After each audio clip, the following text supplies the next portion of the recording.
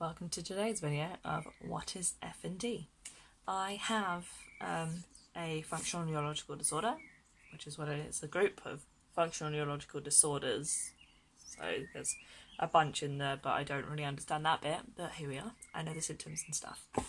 And in like basics, if you can't be bothered to watch the entire video, it's where you have different symptoms, most commonly not being able to move.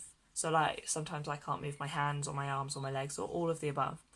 And there's no real reason why not. So they've done like CT, MRI, X-ray, one where they shoved like needles in your leg. That was horrible, I didn't like that.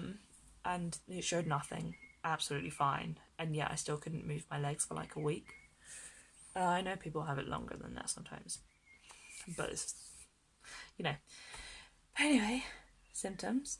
So there's a bunch of sensory symptoms. So negative sensory symptoms, not like the bad ones versus the good ones. There are no like good symptoms.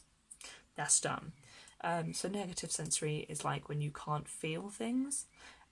So people get like paralysis where they can't move or feel things. Sometimes they can move it but they can't feel it. I don't get that at all. And like I can always feel it, I just can't move it. But you know, some people do. I do get the positive sensory issues, not the good ones. Positive sensory is like sensory overload. So if you think about your senses like touch, taste, sight, oh my gosh, smell and hearing, any one of those can be, or all of them at once, can be greatly exaggerated. So like if someone has a light on, so currently the sun is over there, I'm not looking at it, it's not in my face, but I can feel a headache coming on here because it's too bright, it's too much. I usually sit in a dark room because lights get too much. Crowds are a lot because not only is there lots of noise, but there's lots of things that you can see, so there's lots of people around. So that's 2 of them. Then some people smell really bad, so that's 3.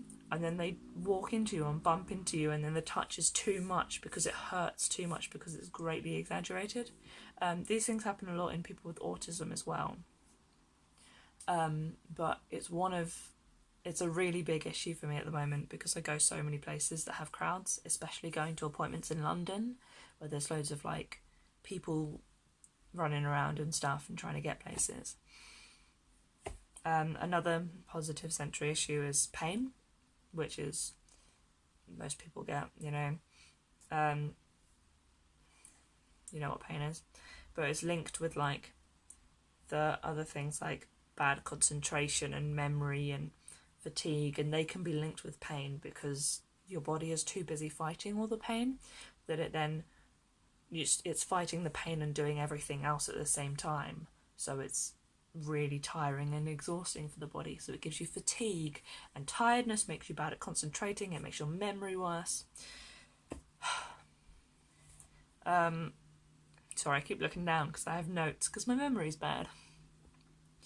Then there's movement issues, like when you can't move, as I've already explained, or getting tremors or twitches.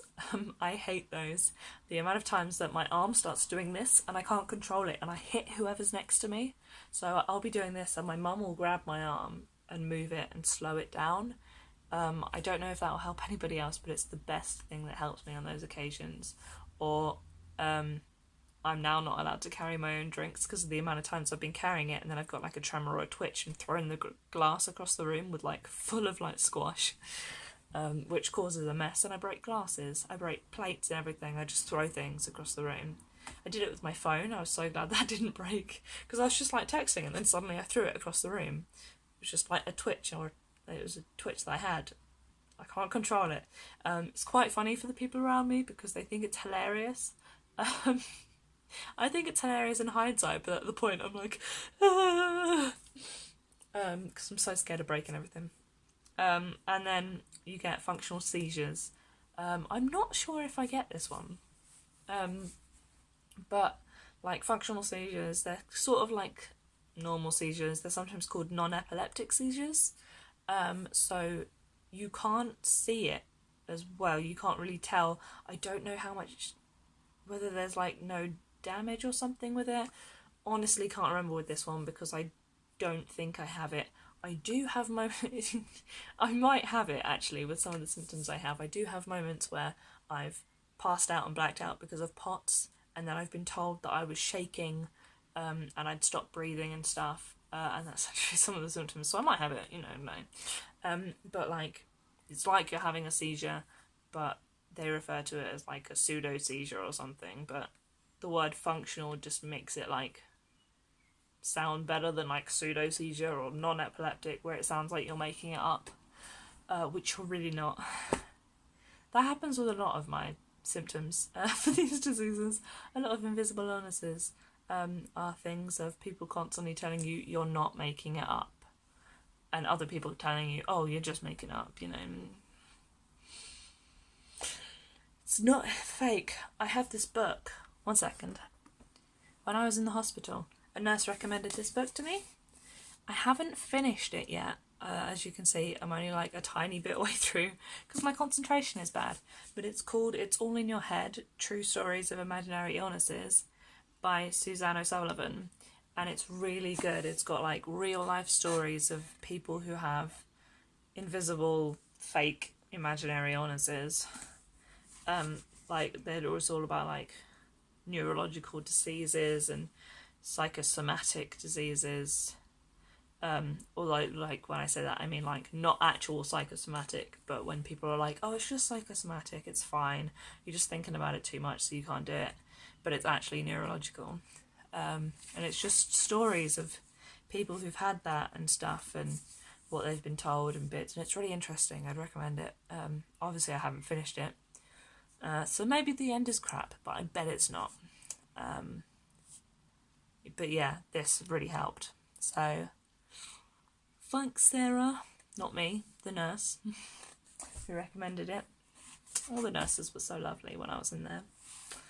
But anyway, yeah, that's what FND is. I hope that's helped. Hopefully some people who, not only like people who have the disease, but people who know people like my friends. Watch this video, friends, and find out what it's like. And I'll see you next time.